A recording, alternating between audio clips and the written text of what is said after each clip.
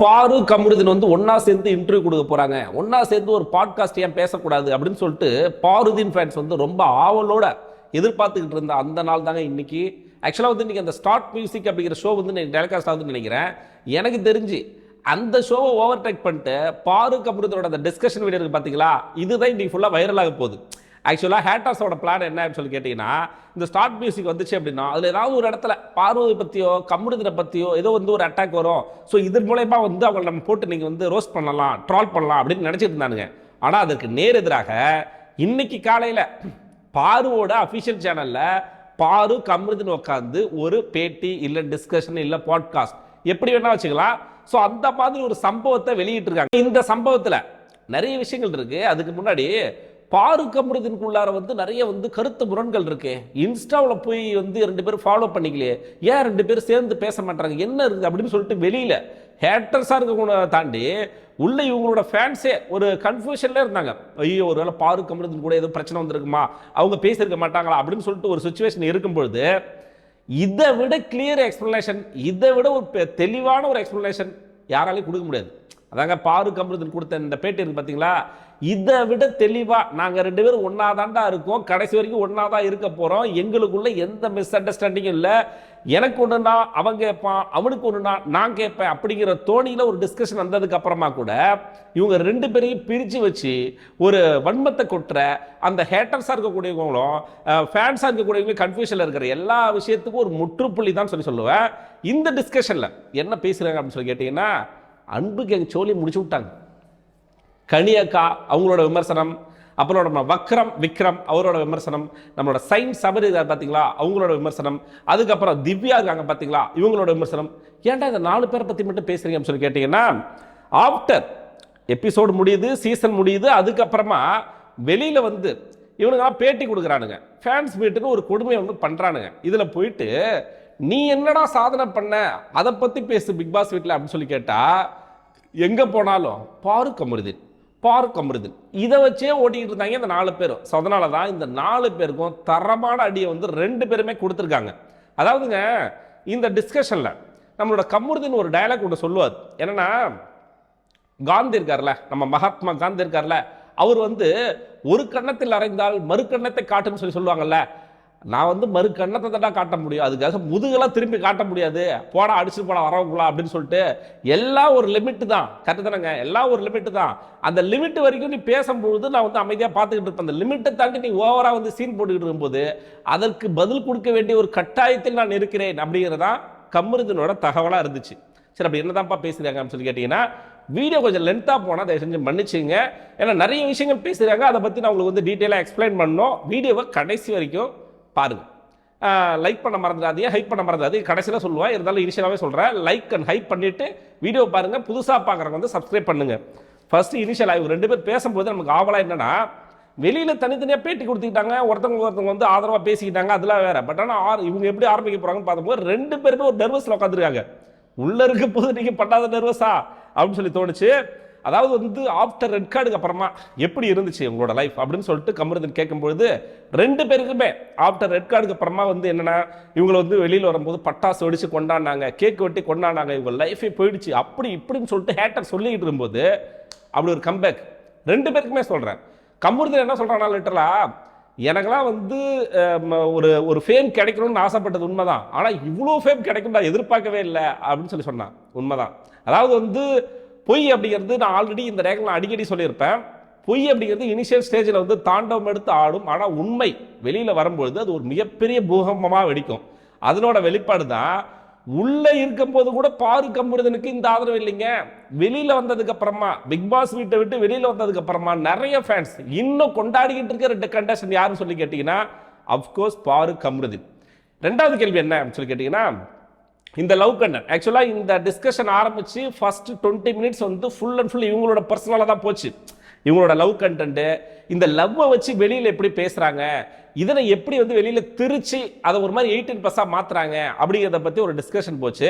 அதில் பாரு என்ன கேட்குறாங்க அப்படின்னா, வந்து நம்மளோட ஃபீலிங்ஸ் நம்ம இதை ஷேர் பண்ணதை வெளியில் வந்து ஒரு மாதிரி காஜ் கப்புள்ஸ் இல்லை 18+ பண்ணுறாங்க, இல்லை இவங்களால கண்ட்ரோல் பண்ண முடியல அப்படின்னு சொல்கிறாங்க. இதை பற்றி நீங்கள் என்ன நினைக்கிறீங்க அப்படின்னு சொல்லிட்டு கமருதீன் கேட்கும்பொழுது கமருதீன் அதுக்கு ஒரு தெளிவான பதிலை கொடுக்குறாரு. அதாவது வந்து லவ்வுக்கும் லஸ்ட்டுக்கும் ஒரு தின் லேயர், ஒரே ஒரு சின்ன கோடு தாங்க டிஃப்ரெண்ட். ஸோ ரொம்ப எல்லை மீறி போகும்போது அது லஸ்ட் ஆகுது, அதுக்குள்ளார ஒரு இதில் இருக்கும்போது அது வந்து லவ் ஆகுது. ரெண்டாவது விஷயம், இதை உள்ள என்னதான் இவங்களுக்கு ஃபீலிங்ஸ் ஏற்பட்டிருந்தாலும் இவங்களுக்கு தெரியும் சுற்றி 90-100 கேமராக்கள் இருக்கு, நம்ம அதை பண்ற விஷயங்கள் வெளியில போயிட்டு லீக் ஆகும், இது வந்து வெளியில வந்து ஒரு விமர்சனம் வைக்கப்படும் அப்படிங்கிறதெல்லாம் தாண்டி அந்த அளவுக்கு ரா அண்ட் ரியலா இருந்திருக்காங்க. உள்ள இருக்கிற சில கண்டஸ்டன்ட் அவங்களுக்கு என்னதான் அந்த ஃபீலிங்ஸ் அப்படி இப்படி இருந்தாலும் அதை அப்படியே கண்ட்ரோல் பண்ணிக்கிட்டு கேமரா கேமரா கேமரா இருக்கு, கேமரா இருக்கு, நம்ம எல்லாம் பேசக்கூடாது, இதெல்லாம் பண்ணிடுவோம், இது வெளியில போயிட்டு என்ன வேணா பண்ணுவானுங்க. இவனுக்கு எப்படின்னா full and full camera concentration. நான் ஒரு குறிப்பிட்ட ஒரு 3 கண்டஸ்டன்ட் சொல்றேன், இவங்களுக்கு தெளிவா கேமரா கான்சென்ட்ரேஷன் இருந்துச்சு. ஏன்னா அரோராவை கூட சொல்ல மாட்டாங்க, அரோரா கூட இந்த மாதிரி வந்து கேமரா கான்சென்ட்ரேஷன் இல்ல. விக்ரம் செம்மையான கேமரா, எங்க கேமரா இருக்கு, எப்படி பேசினா எப்படி நடிச்சா இந்த நுணுக்கங்களை எல்லாத்தையும் தெரிஞ்சு வச்சுக்கிற ஒரு ஆள் யாரும் சொல்லிக்கிட்டீங்கன்னா விக்ரம். ரெண்டாவது திவ்யா நீங்க நல்லா பார்த்துருப்பீங்க, அவங்க ஒன்றும் வந்து புனிதர்லாம் ஒன்றும் கிடையாது, அவங்களுக்கு வெளியில சில பர்சனல் வாழ்க்கை இருக்கு, அதை பத்தி நம்ம பேச விரும்பல. இருந்தாலும் உள்ள நிறைய இடத்துல வந்து இதை இப்படி போயிடும், இது இப்படி பண்ணிடக்கூடாது, இது வந்து தப்பா ப்ரொஜெக்ட் ஆகிடும் அப்படிங்கிறத தெளிவாக தெரிஞ்சுக்கிட்டு எதை பேசினா வெளியில எப்படி ரீச் ஆகும் அப்படிங்கிற ஒரு மிகப்பெரிய ஒரு ப்ரிப்பர். ஏன்னா 25 நாள் வெளியில இருந்து எல்லாத்தையும் பார்த்துட்டு போயிருக்காங்க. ஆக்சுவலாக அந்த வைல்டு கார்டு கண்டஸ்டன்ட் வராங்க பார்த்தீங்களா, அவங்களுக்கு டைட்டில் கொடுக்குறதே முதல்ல தப்பு. ஏன்னா இவங்க 25 நாள் இருந்து உள்ள எல்லாத்த பற்றி அனலைஸ் பண்ணிக்கிட்டு யார் அடிச்சு எப்படி இதுவானா வந்து டைட்டில் வினர் ஆகலாம் அப்படிங்கிற ஒரு இதோட வருவாங்களாம். அப்படியே வந்து உள்ள இருக்கவங்கலாம் வந்து ஸ்டார்டிங்ல இருந்து இருந்துட்டு எல்லாம் கஷ்டப்பட்டு அவனுக்கு போயிடணுமா அப்படின்னு தோணுது. என்னோட கருத்தை சொன்னேன். அதுக்காக அர்ச்சனா டைட்டில் வின்னர் ஆனாங்களா, அந்த சீசன்ல யாருமே தகுதி இல்லைங்கிறதுனால அர்ச்சனா டைட்டில் வின்னர். பட் ஆனால் இந்த சீசன் ஒரு தகுதி இல்லாத ஒரு வின்னர் அப்படின்னு சொல்லிக்கிட்டு இந்த மாதிரி நம்ம விக்ரமா இருக்கட்டும், நம்மளோட திவ்யா இருக்கட்டும், இன்னும் சில பேர் வந்து கேமரா கான்சன்ட்ரேஷன் ரொம்ப அதிகமாக இருக்கும். ஆனால் பாரு கமருதுன்ற அந்த கேமரா கான்சன்ட்ரேஷன் சுத்தமாக கிடையாது. கேமரா இருக்கு அப்படிங்கிறத மறந்து போயிட்டு அவங்க ரொம்ப எல்லாம் போலங்க, சில தவறுகள் செஞ்சிருக்காங்க. நானே வீடியோ போட்டுருக்கேன், தப்பு தான். இப்பயுமே அவங்க பண்ண சில விஷயங்கள் வந்து தப்பு தான். ஒரு சில 18+ கண்டர் ஒரு சில விஷயம் பண்ணி, ஆனா இவங்களை தாண்டி சில பேர் பண்ணியிருக்காங்க. ஆனா அது வெளியில வந்து பூதாகரமாக்கப்படலை. இப்போ ஒரு அரோவரா இருக்கட்டும், இன்னும் சில பேர் வந்து இந்த 18+ கண்டர் வந்து நிறைய விஷயங்கள் பண்ணும்போது அதை பெருசுப்படுத்தவே கிடையாது. ஏன்னா அங்க இருந்தது பார்வதி இருந்தா அது எக்ஸாகரேட் பண்ணப்படும். இப்போ கமருதன் சொல்ற மாதிரி நாங்கள் ஷெட்யூல் பண்ணி லவ் பண்ண முடியாது, எங்களுக்கு வந்து இதை வந்து நான் வந்து அப்படியே வந்து ஒரு இதில் வச்சுக்கிட்டு நான் அப்படியே வந்து இதை வந்து எடுத்துகிட்டு போனா போயிருக்கலாம். அவங்களுக்கு தெரியும் இதை வந்து ரா அண்ட் ரியலாக இருந்ததுனால அவங்கள மீறி சில விஷயங்கள் வெளியில் வந்துருச்சு. அதுக்காக அவங்க பண்ணது கரெக்டானு கேட்டிங்கன்னா சில இடத்துல தவறுகள் தான், வரம்பு மீறி சில இடத்துல வந்து நிறைய விஷயங்கள் நடந்திருக்கு. இந்த லவ் கண்டென்ட் அப்படிங்கிறது எப்படி ஆரம்பிக்குது அப்படின்னா பாரு சொல்ற மாதிரி மோதல்லாம் ஆரம்பிக்குதுங்க. அந்த விஷயம் மோதல்லாம் ஆரம்பிச்சு காதல்லாம் முடியுது. இனிஷியல் ஸ்டேஜில் 2 பேருமே செட் ஆகாது, அவங்க எல்லாருமே தெரியும். இப்படி ஒரு கப்புள்ஸ் வந்து வெளியில இவ்வளவு தூரம் ஃபேமஸ் ஆவாங்க அப்படின்னு சொல்லிட்டு யாருமே வந்து நம்ம நம்பவே கிடையாது. அதை தாண்டி பாரு ஒரு கேள்வி கேட்குறாங்க ஒன்று. இப்போ உள்ள இருக்கும்போது சோ கால்டு டைட்டில் வின்னர், எப்படி சோ கால்டு மக்களால டைட்டில் வின்னர் கூப்பிடப்படுறாங்க, அவ்வளவுதான். அப்படி பார்த்தா வந்து டைட்டில் வின்னர்லாம் ஒன்று கிடையாது. இருந்தாலும் சோ கால்டு டைட்டில் வின்னர், அப்புறம் உங்களோட நண்பர் இப்படின்னு சொல்லிட்டு பல பேர் உங்ககிட்ட வந்து பாரு கிட்ட சேராத, பாரு ஏன் அவங்க உள்ள இருக்கும்போது சொல்லிக்கிட்டு இருந்தாங்க, ரெட் கார்டு கொடுத்து வெளியில போகும்போது கூட பாருக்குள்ள வெளியில போய் டச்சிலே இருந்துடாத, அவங்கள பேசாதே, அவங்கள பழகாதே அப்படின்னு சொல்லி சொன்னாங்களே, இதை நீ ஏன் வந்து வெளியில வந்து மாத்திக்கிட்டீங்க அப்படின்னு சொல்லிட்டு பார்வதி கமருதன் கேட்குறாங்க. அது கமருதனோட பதில் கேட்கும் போது, இதுக்கப்புறமும் திவ்யா நீ கமருதன்ட்ட போயிட்டு ஏதாச்சும் அட்வைஸ் பண்ணுவ, அதை எப்படி சொல்றதுன்னா கமருதன் ஒன்றும் குழந்தை கிடையாது, ஹீஸ் நாட் சைல்டு, பேபி கிடையாது, மெச்சூர்டான ஒரு பர்சன். அவரோட லைஃபை அவர் தேர்ந்தெடுக்கக்கூடிய அளவுக்கு அவருக்கு எல்லா விதமான தெளிவும் இருக்கு. அதனாலதான் இந்த இண்டஸ்ட்ரியில இப்படி சஸ்டெயின் பண்ணி இவ்வளவு தூரம் வந்து நிக்கிறாப்புல. அவர்கிட்ட போயிட்டு நீ பாருகிட்டலாம் பேசக்கூடாது அப்படின்னு சொல்லிட்டு நீங்க சொல்றதுக்கு யாரு அப்படிங்கிறதா என்னுடைய கேள்வியோ. அது சொன்னதுக்கு கமருதனோட பதில் என்னன்னா, யார் அந்த மாதிரி சொன்னாங்களோ அவங்க கூட நான் டச்சிலே இல்லை. அதாவது வந்து வினோத் அண்ணாவே போத்தனே சொல்லியா, வினோத் அண்ணாவும் போத்தனுமே வந்து பாரு கூட அந்த இது போவாத, நீ கேம்ல கான்சன்ட்ரேட் பண்ணி சொல்லியிருப்பாங்க. அது கேம், தெளிவான ஒரு புரிதல் இருக்கணும்.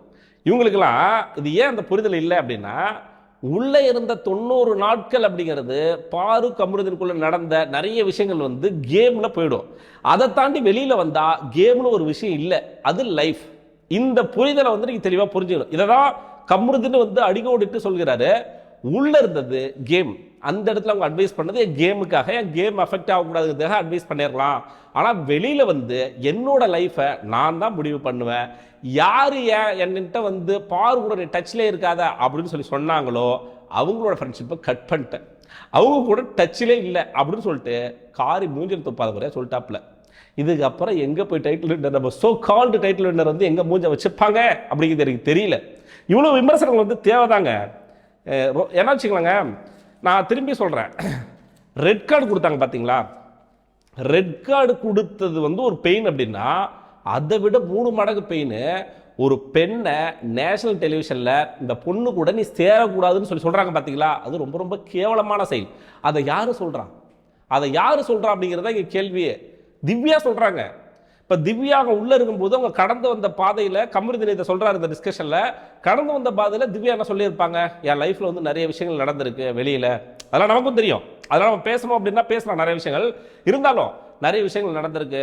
ஸோ அதெல்லாம் தாண்டி நான் இப்படி வந்து நிற்கிறேன் அப்படின்னா வந்து எனக்கு சில விஷயங்களை மறக்கணும் அப்படின்னு சொல்லிட்டு வரேன் அப்படின்னு சொல்லிட்டு சில விஷயங்கள் சொல்கிறாங்க. இதை மேற்கோள் காட்டி கமருதீன் கேட்குறது என்னன்னா, உங்கள் வாழ்க்கையில் உங்களுக்கு நடந்த பிரச்சனைகளை நீங்கள் வந்து சொல்லும்பொழுது உங்களுக்கு ஃபீலிங்ஸ் ஆகுது, அதை நீங்கள் கடந்து வரணும்னு ஆசைப்படுறீங்க அப்படின்னு சொல்லி சொல்லும்பொழுது, உங்களை மாதிரி பார்வதியும் ஒரு பெண் தானே, எப்படி உங்களை மாதிரி பார்வதியும் ஒரு பெண் தானே, நீங்கள் ஏன் வந்து அந்த இடத்துல அந்த வார்த்தையை சொன்னீங்க அப்படிங்கிற ஒரு கேள்வி அந்த இடத்துல வைக்கிறாருங்க. அப்புறம் ஏன்டா வந்து கமருதீன் போயிட்டு ஸ்டார்ட் மியூசிக் ஷோவில் வந்து போயிட்டு திவ்யா கூட போயிட்டு ஃபன் பண்ணிட்டு இருந்தது இதெல்லாம் பண்ணாங்கன்னு சொல்லி கேட்டிங்கன்னா வழியே கிடையாது. அது ஒரு டிவி, ஓகேவா, அந்த டிவி சேனலில் கமருதீன் ஆல்ரெடி ஒர்க் பண்ணிட்டு இருக்காங்க. ஸோ சில அக்ரிமெண்ட்ஸ் இருக்கும், இதுக்கெல்லாம் கூப்பிட்டா போய் தான் ஆகணும் அப்படிங்கிற சில நிர்பந்தங்கள் இருக்கும். அதில் சில பேர் வந்து இப்போ பார்வதி மாரி ஆட்கள் வந்து போல்டாக வந்து முடியாதுன்னு சொல்லலாம். ஆனால் கமருதீனால சொல்ல முடியாது. ஏன்னா பார்வதி ஒரு இண்டிபெண்டன்டான ஒரு யூடியூபர்னு வச்சுக்கலாம், அவங்களுக்கு வேற கண்டென்ட் கிரியேட்டர்னு வச்சுக்கலாம். பட் ஆனால் கமருதீன் வந்து ஒரு ஆக்டர், அந்த சின்ன திரையில வந்து ஒரு ஆக்டராக இருக்கும்போது அவங்கள தாண்டி சில விஷயங்கள்லாம் வந்து அவரால் முடிவெடுக்க முடியாது அப்படிங்கிற ஒரு சுச்சுவேஷன்ல தான் நான் போனேன் அப்படிங்கிறதையும் திரு கமருதீன் வந்து அந்த இடத்துல வந்து மேற்கோள் காட்டி சொல்கிறார். தாண்டி பாரு கமருதீன் இந்த டிஸ்கஷன் சொல்ற விஷயங்கள் என்னன்னு சொல்லி கேட்டீங்கன்னா, லவ் வெளியில வந்து இவ்வளோ அன்புகள் இருக்கு, ஏன் ஹேட்டர்ஸும் இருக்கிறாங்க. ஸோ இது எல்லாத்தையுமே நான் மதித்து அக்செப்ட் பண்ணுறேன். பட் ஆனால் உள்ளே இருக்கிற ஹவுஸ்மேட்ஸ் திரும்ப வெளியில் வந்து ஏன் வன்மத்தை கொட்ட வேண்டும்? ஸோ அந்த வன்மத்தை கொட்ட வரும்போது ஒரு லிமிட் வரைக்கும் நம்ம பார்த்துக்கிட்டு இருக்கலாம். இப்போ ஒரு எடுத்துக்காட்டுக்கு இப்போ கனி வந்து சம்மந்தமே இல்லாமல் ஒரு விஷயத்தை வந்து இப்போ கிளப்பி விட்டாங்க.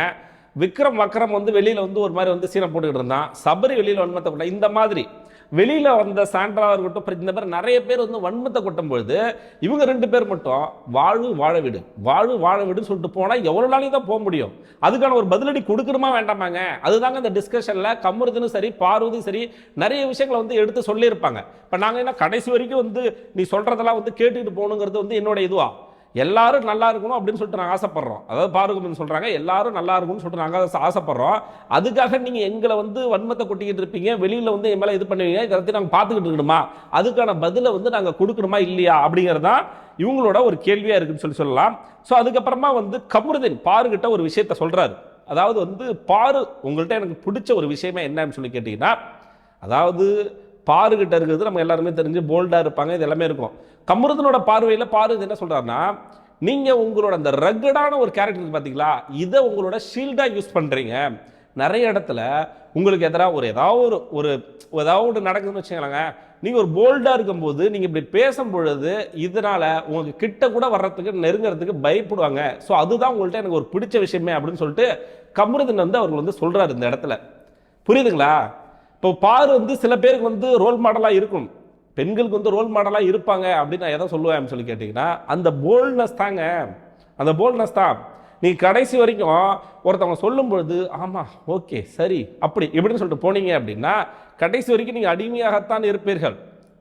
தப்பான விஷயங்களுக்கு எதிர்த்து கேள்வி கேட்கலாம், எல்லாத்தையும் எதிர்த்து கேட்கணும்னு சொல்லி அவசியம் இல்லை. அதுதான் அடாவடிக்கிறது. ஒரு பெண்ணாக இருந்துக்கிட்டு நீ கேட்குற எதுக்குமே நான் பதில் சொல்ல முடியாதுடா, ஏன் இஷ்டம் தானே நான் இருப்பேன் அப்படின்னு சொல்லி சொல்கிறது இல்லைங்க. எது தப்புன்னு உங்களுக்கு மனசுக்கு தோணுதோ, எது தவறு, இந்த சொசைட்டி எது தவறாக உங்களுக்கு தோணுதோ அதுக்கு எதிராக நீங்கள் பேசுங்க, போல்டாக இருங்க, ரக்கடாக இருங்க, அதுதான் உங்களை பாதுகாக்கும் அப்படிங்கிறதான் பார்வதி கிட்ட கமருதீன் இன்ஸ்பயர் ஆன விஷயமும் சரி, மக்களாகிய நம்மளும் கற்றுக்கிட்ட விஷயமும் சரி. இதை தாண்டி கமருதீன் ஒரு கேள்வி கேட்குறாரு, இவ்வளோ ரக்கடாக இருக்கிறீங்க, இவ்வளோ தூரம் பேசுகிறீங்க, பட் ஏன் சபரி அடிக்கும் பொழுது அதை நீங்கள் ஊதி பெருசாக்கலை? நீங்கள் நினச்சிருந்தா இதே இடத்துல இப்போ சாண்ட்ரா பண்ண மாதிரி சில டிராமா பண்ணி சபரிக்கும் அட்லீஸ்ட் ஒரு எல்லோ கார்டாச்சும் வாங்கி கொடுத்துருக்கலாமே, நீங்க ஏன் அதை பண்ணல அப்படின்னு சொல்லி கேட்கும்போது பார்வதியோட தெளிவான எக்ஸ்பிளேஷன் என்ன அப்படின்னு சொல்லி கேட்டீங்கன்னா, நான் இந்த ஷோ வந்து தொடர்ந்து 9 சீசன்லாம் உட்காந்து பார்க்கல, இதை இப்படி பண்ணலாம் அப்படிங்கிற ஒரு விஷயமே சாண்ட்ரா பண்ணதுக்கு அப்புறமா தான் எனக்கு தெரியுது. ஒருவேளை அப்படி இருந்திருந்தா கூட நான் பண்ணியிருக்க மாட்டேன், அது வேற விஷயம். பாரு சொல்றது, அப்படி இருந்திருந்தா கூட நான் பண்ணியிருக்க மாட்டேன். பட் இருந்தாலும் இந்த இடத்துல அவன் அடிக்கும் பொழுது, அவன் இது பண்ணும்போது எனக்கு எப்படி தோணுச்சு அப்படின்னா, இதுல இருந்து நான் மீண்டு திரும்ப வந்து கேம் ஆடுனா ஒரு ஸ்ட்ராங்கான உமன் அப்படிங்கிறத காமிச்சுக்கணும் அப்படிங்கிறது தான் பார்வதியோட ஒரு விஷயமா இருந்துச்சு. அதை தான் அவங்களும் சொல்றாங்க, நம்மளும் அதை தான் சொல்லியிருந்தோம். ஒருவேளை சபரி அடிக்கும் பொழுது அதுக்கு எதிராக ஏங்க சாண்ட்ராவுக்கு அடிப்பட்டதெல்லாம் ஒன்றுமே கிடையாது, நமக்கு எல்லாருக்குமே தெரியும். பார்வதிக்கு லிட்டரலாக வந்து அந்த கண்ணு போயிடுச்சு, இந்த இடத்துல லைட்டாக அடிபட்டிருக்கு, கொஞ்சம் இறங்கி இருந்தால் கண்ணு போயிருக்கும், ஒன் சைடு கண்ணு போயிருக்கும். அது ஒரு சினி ஃபீல்டில் இருக்கவங்களுக்கு வந்து ஒரு ஆக்ட்ரஸாக இருக்கவங்களுக்கு வந்து ஒரு மிகப்பெரிய பாதிப்பு அது, அதனால் வந்து ஒரு மிகப்பெரிய விளைவுகள்லாம் வரும். ஸோ அதெல்லாம் தாண்டி பார்வதி அதை அட்ஜஸ்ட் பண்ணிக்கிட்டு அதை பண்ணாங்க பார்த்தீங்களா, அதுக்கு வந்து முதல்ல வந்து உங்களுக்கு ஒரு சல்யூட் சொல்லலாம். அது அவங்களும் என்ன சொல்றாங்கன்னா, இதை நான் ஊதி பெருசாக விரும்புகிறேன், நான் இதுல இருந்து கடந்து வரணும் அப்படின்னு சொல்லிட்டு தான் நினைக்கிறேன் அப்படின்னு சொல்லி சொல்றாங்க. ஒருவேளை இதை நான் நினைச்சிருந்தா, அவங்க நினைச்சிருந்தா அதை பெருசாக்கி அதை இது பண்ணி எப்படி வேணா எடுத்துட்டு போகலாம். அதுக்கப்புறமா அந்த அந்த அடிச்சது கூட ஒரு பெரிய விஷயம் கிடையாது, கரெக்டுங்களா? ஆனால் அடிச்சதுக்கு அப்புறமா பேசுறானுங்க பாருங்க, சபரியும் கனி சாண்ட்ராலாம் அந்த இன்சிடென்ட்க்கு அப்புறமா போய் கமருதீன் வந்து இப்போ ஒரு அந்த கார்டாஸ்க்கு வீக்லேயே வந்து போயிட்டு காலை போயிட்டு உதைப்பான், உடனே அதுக்கு அப்படி பயந்து நடிக்கும், ஊ அப்படின்னு அழுவாங்கல்ல. அந்த மேடம் என்ன சொல்லிட்டு இருந்தாங்கன்னா இன்னைக்கு கணிக்கிட்ட, இல்லை சபரி நீ கொஞ்சம் கழுத்தில் மிதிச்சிருக்கணும், நீ என்ன மூஞ்ச உடைச்சிருக்கணும், மூக்க உடைச்சிருக்கணும், இப்படி வன்மத்தில் வந்து கொட்டிட்டு இருந்தாங்க. கமருதீன் தெளிவாக சொல்கிறான், நான் ஃபஸ்ட்டு அடித்ததை கூட சபரி அடித்ததை வந்து நான் ஒத்துக்குவேன், ஆனால் 2வது டைம் வந்து இன்டென்ஷனாக உன்னை அடித்தான் பார்த்தியா, சீரியஸாக அதை சொல்லும் போது கமருதீனுக்கு வந்து அவ்வளோ கோவங்கள் வருது. இப்போது பாருக் கமருதீன் பிரிச்சுட்டாங்க, பாருக் கமருதீனுக்குள்ள வந்து ஒரு அண்டர்ஸ்டாண்டிங் இல்லை, பாருக் கமருதீன் பிரியணும், கமருதீன் போயிட்டு திவ்யா கூட ஃப்ரெண்ட்ஷிப் வச்சுக்கணும், இப்படிலாம் உருட்டானுங்கல்ல, அவனுக்கு மூஞ்சில் வந்து செருப்படி தான், இதை விட ஒரு தரமான செருப்படி கொடுக்கவே முடியாது. லிட்டரலா பாருக்கு நடந்த எல்லா அநீதிகளையும் கமருதீன் உட்காந்து பேசிட்டு இருக்கான் ஒரு சைடு. ஹீஸ் ஜெம்ங்க. நான் கூட வந்து கமருதீன் என்னமோ நினைச்சேன், ஓகே டன், ஆள் வந்து அப்படியே லைட்டா கழட்டி விட்டு ஏதோ பண்ணிட்டு போயிடுவானோ அப்படின்னு நினைச்சேன். ஏன்னா உள்ள பாரு உங்க அம்மா வந்து பேசும்பொழுது கூட, நீங்க இப்படியே இருங்க கடைசி வரைக்கும் கைவிடாம இருப்பீங்க அப்படின்னு சொல்லிட்டு நான் நம்புறேன் அப்படின்னு சொல்லிட்டு பாரு உங்க அம்மா சொல்லியிருப்பாங்க. அதை பாரு அது கமருதீன் வந்து உண்மையிலுமே வந்து அவன் வந்து கடைப்பிடிக்கிறான் அப்படின்னு தான் நான் சொல்லுவேன். எல்லா இடத்துலையுமே பார்வதிக்கு நடந்த அநீதியான விஷயங்களுக்கு வந்து பார்வதி பேசுறாங்களா இல்லையோ, கமருதீன் அந்த கேள்வி எழுப்புறான், நீ ஏன் இந்த இடத்துல கோவப்படலை, நீ ஏன் டென்ஷன் ஆகல, நீ எதுக்கு இப்படி இருக்கிற, நீ வந்து இப்படி இருக்க வேண்டியது அப்படின்னு சொல்லிட்டு அவங்களுக்கு நடந்த அநீதிக்கு கமருதீன் வந்து கொந்தளிச்சுக்கிட்டு இருக்காங்க. இதை விட என்னங்க வேணும்? இப்படி ஒரு லைஃப் பார்ட்னர் வந்து எல்லாருக்கும் அமையாது, அப்படி அமைஞ்சிட்டா அது வேற லெவலில் இருக்கும். ஸோ அதுக்கப்புறமா நம்மளோட வக்ரம் விக்ரம் உண்மையுமே சொல்லட்டுமா, வக்ரம் விக்ரம்லாம் ஒரு காமெடி பீஸு.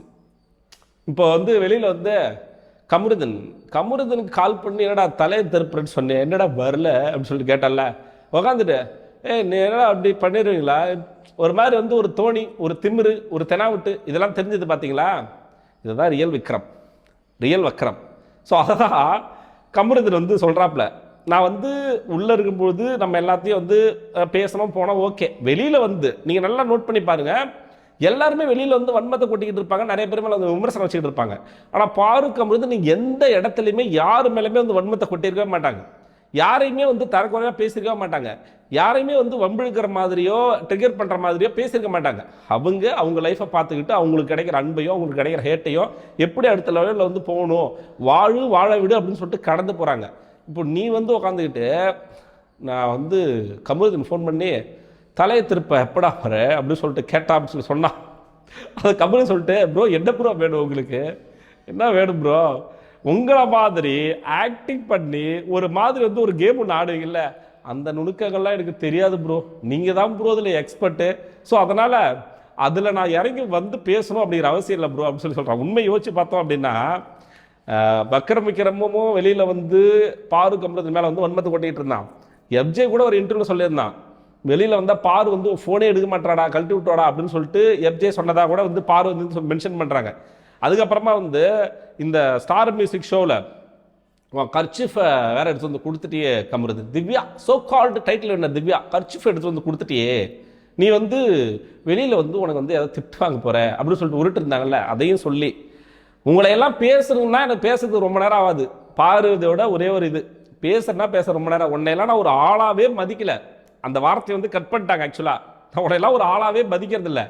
நான் இங்கே வெளியில் வந்து யாரு கூட கான்டாக்ட், ஒரு விஷயம் தெளிவாக சொல்லிட்டாங்க, அவங்க வந்து கமருதீனை தவிர வேறு யாரு கூட கான்டாக்டில் இல்லை, வேறு யாரு கூட டச்சில் இல்லை, யாரையுமே வந்து அவங்க வந்து கேர் பண்ணிக்கல அப்படிங்கிறத அவங்க வந்து வெளியில் வந்து சொல்கிறாங்க. அவங்களுக்கான அங்கீகாரம் அப்படிங்கிறது இதுக்கு முன்னாடி நடந்த சர்வைவர் ஷோலையோ குக் வித் கோமாளி ஷோலையோ வந்து கிடைக்கல பார்வதிக்கு. ஆனால் அதெல்லாம் தாண்டி ஒரு ரியாலிட்டி ஷோவில் அவங்களுக்கான அங்கீகாரம் கிடைக்குது அப்படின்னா இதுதாங்க ரியல் அங்கீகாரம். ஏன்னா உள்ள இருந்தது ரியாலிட்டி ஷோ, அவங்க ரியலாக எப்படி இருந்தாங்களோ அதை மக்கள் வந்து ஏற்றுக்கிட்டாங்க. அதனால தான் இவ்வளோ மக்கள் வந்து அவங்களுக்கு ஆதரவு தெரிவிக்கிறாங்க அப்படிங்கிறது தான் யதார்த்தமான ஒரு உண்மை. ஸோ அதை தான் அவங்களும் சொல்கிறாங்க. நான் பேசணுன்னா நான் கிழிக்குன்னு நினச்சேன்னா கிழிச்சு விட்டு போய்கிட்டே இருப்பேன், கடந்து போகிறேன், நீ ஒரு ஆளே இல்லைன்னு சொல்லிட்டு தட்டி விட்டு போகிறேன், அப்படியே போயிரு அப்படின்னு சொல்லிட்டு தான் பாரு வந்து லிட்டரலாக வந்து காரி துப்பாத குறையாக சொல்கிறாங்க. ஸோ அதுக்கப்புறமா விக்ரமுக்கு வந்து செம்மையாக வந்து கமருதீன் வந்து போட்டு பொழந்துட்டாங்க அப்படிதான் சொல்லணும். அதுக்கப்புறமா வந்து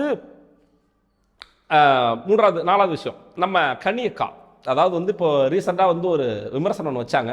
ஏன்னா அவங்களுக்கு வந்து பார்வதியை தாண்டி உங்களுக்கு பேசுறதுக்கு ஒரு விஷயமும் கிடையாது. கனிக்கு என்ன சொல்லியிருப்பாங்கன்னா வந்து இவங்க வந்து ஒரு ஜாதியை வச்சு பேசினாங்க, சமூகத்தை வச்சு பேசினாங்க, ஆர்த்தடாக்ஸ் ஃபேமிலி அப்படின்னு சொல்லி சொல்கிறாங்க, இந்த சமூகத்தில் வந்து வந்தவங்கன்னா நான் கறி சாப்பிட மாட்டோம் அப்படின்னு சொல்லி சொல்கிறாங்க அப்படின்னு சொல்லிட்டு கனி ஒரு விமர்சனம் வச்சிருப்பாங்க. அதை தான் வந்து கமருதீன் கேட்குறாப்புல, நீ இவ்வளோ பேசுகிறவங்க, இவ்வளோ ஃபெமினிஸ்டாக இருக்கக்கூடியவங்க, நீங்கள் வந்து ஆர்த்தடாக்ஸ் ஃபேமிலி ஏன் இதை மென்ஷன் பண்ணீங்க அப்படின்னு சொல்லி கேட்கும்பொழுது நான் வந்து மறைக்கல, நான் ஆர்த்தடாக்ஸ் ஃபேமிலி அப்படின்னு சொல்லி சொன்னது உண்மைதான்.